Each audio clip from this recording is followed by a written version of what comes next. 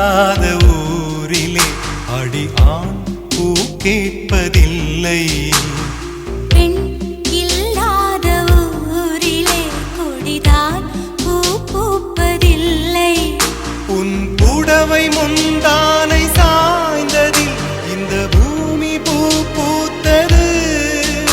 இது கம்பன் பாடாத சிந்தனை, உந்தன் காதோடு யார் சொன்னது? புது வெள்ளை மழை இங்கு பொழிகின்றது. இந்த கொள்ளை நிலா உடல் நனைகின்றது. இங்கு சொல்லாத இடம் கூட குளிர்கின்றது. மனம் சூடான இடம் தேடி அலைகின்றது.